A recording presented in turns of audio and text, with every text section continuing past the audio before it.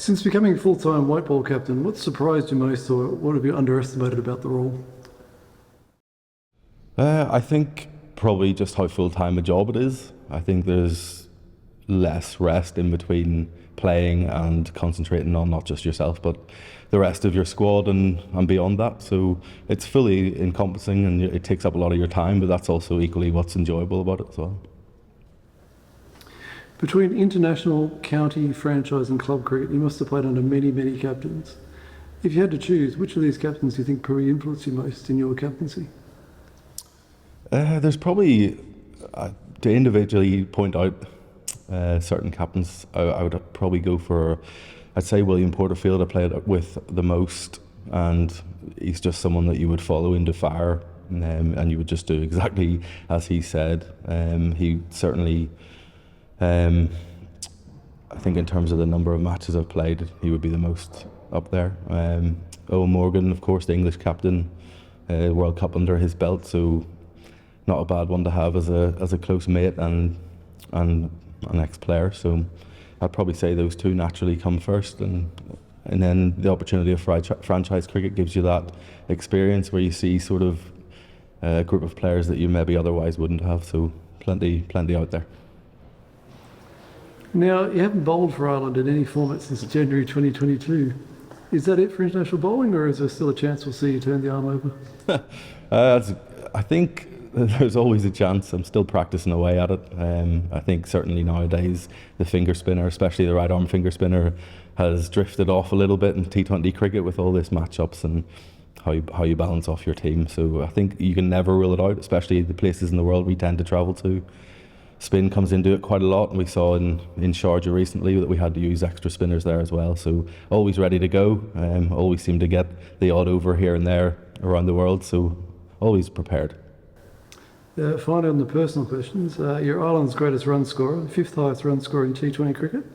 You've hit the most fours in T20. You're closing in on becoming the most capped Ireland cricketer of all time. What do records mean to you, and are you up with the stats?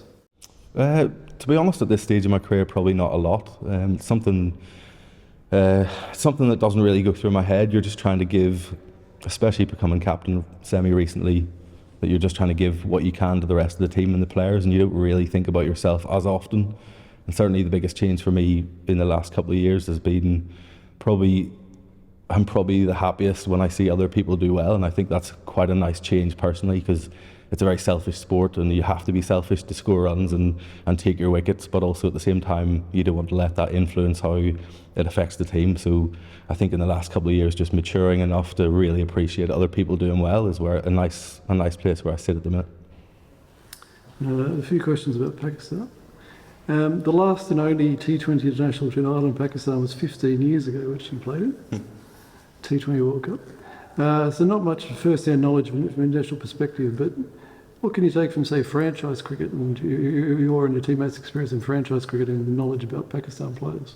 Yeah, I was very fortunate to play for Islamabad in 3 seasons in the PSL and learnt a hell of a lot, but just knowing what sort of depth the Pakistan have in their cricket system is good information to know, but also equally we know how talented they are and how many players they've got coming through, so we know how tough a challenge it will be.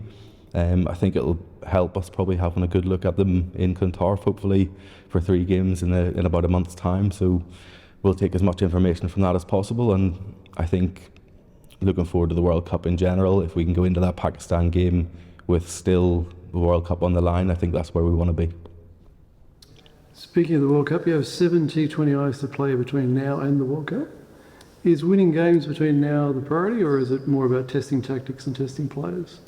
I think you're always looking to win. I think you've got to become accustomed to winning and it becomes a habit. So certainly at this period where there's only 6 weeks leading into the World Cup, we'll certainly be looking to pick our best team on most occasions, and we want to try and get across the line. I think if there's one area that we could probably do a little bit better in over the last number of years is just whenever we're ahead of the game that we kill off the game. It's something that we really need to work on. So certainly winning will come in more important in the next few weeks. And last question. You've played international cricket for 16 years, as well as countless county, franchise and other matches. What motivates you to keep going, and why do you have that drive to succeed? Probably unfulfilled potential, I would say. Certainly I still feel like I've got a lot to give. I love the skill of cricket, and I think that's what drives me. It's still, you're a very unique position opening the batting in general, and to be able to see that new ball go through the infield for four, and you're probably the first person to know that you've nailed and executed your skill. I think that sort of feeling is what keeps me driving me forward. And then, you know, you're always learning. You know, T20 cricket has almost become an old man's game in the last few years. You just the players that are getting better still, and you look at the scores in the IPL going up to 280 plus. Like, it just the game keeps driving forward, and yes, cricket repeats itself every so often, but actually it's going in the right direction. And if you stay still as a player, you're going to fade away. So that challenge to stay up with the young kids is probably what excites me the most for the next few years.